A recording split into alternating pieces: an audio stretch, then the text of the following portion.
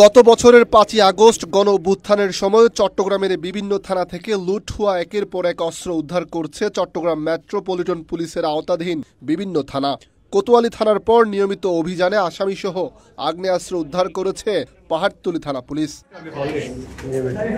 বুধবার রাতে নগরীর সাগরিকার জেলপাড়াস্থ এলাকা থেকে গুলিসহ ব্লেড মাসুম নামে এক আসামিকে গ্রেপ্তার করে পাহাড়তলী থানা পুলিশ। বৃহস্পতিবার নগরীর সিএমপি কার্যালয়ে আয়োজিত ব্রিফিং এসব তথ্য জানান চট্টগ্রাম মেট্রোপলিটন পুলিশের অতিরিক্ত উপ পুলিশ কমিশনার। চেকপোস্ট বসিয়েছিলাম আমরা পাহাড়তলী থানাধীন জেলেপাড়া রানী রাসমণি ঘাট ওভারব্রিজের নিচে পাকা রাস্তার উপরে রাত 12:30টার দিকে। তো এই চেকপোস্ট চলাকালীন সময় যখন রাত 12:50 বাজে তখন একজন লোক পুলিশের উপস্থিতিতে দৌড়ে পালিয়ে যেতে চেষ্টা করে আমরা তাকে ধরি।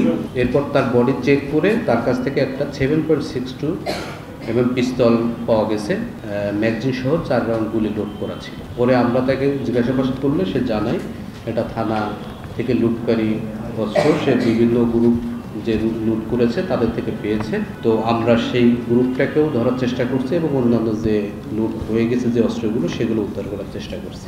তার বিরুদ্ধে একটা অস্ত্র আইনের মামলা হয়েছে। টানা 7মবারের মতো বেস্ট টিস্যু পেপার ব্র্যান্ড হিসেবে স্বীকৃতি পেয়েছে বসুন্ধরা টিস্যু। এদিকে চট্টগ্রামের পাহাড়তলী থানা থেকে লুট হওয়া অস্ত্রের 80 ভাগই উদ্ধার করার কথা জানান পাহাড়তলী থানার ভারপ্রাপ্ত কর্মকর্তা। নিয়মিত অভিযানে খুব দ্রুত লুট হওয়া বাকি অস্ত্রগুলো উদ্ধার হবে বলে তিনি জানান। মোটামুটি আমার 80% অস্ত্র আমি উদ্ধার করে ফেলছি, বাদ 20% অস্ত্র আমার এখনো অস্ত্রগুলো বাকি আছে। আমি বেশিরভাগ পিস্তল উদ্ধার করছি, অন্যান্য অস্ত্র রিভলভার উদ্ধার আছে, শর্টগান উদ্ধার আছে, আর কিছু আমাদের শর্টগান বাকি আছে আর একটা এসএমজিও বাকি আছে। পূর্বে মামলা আছে, পূর্বেও তার বিরুদ্ধে দেখা যায় বিস্ফোরক আইনে একটা মামলা ছিল, ডাকাতির প্রস্তুতি মামলা আছে। আসলে প্রকৃতপক্ষে সন্ত্রাসী প্রকৃতির লোকজনের। এর আগে 5ই আগস্ট চট্টগ্রামের কোতোয়ালি থানা থেকে লুট হওয়া মোট 4টি আগ্নেয়াস্ত্র উদ্ধার করার কথা জানিয়েছিল চট্টগ্রাম মেট্রোপলিটন পুলিশ।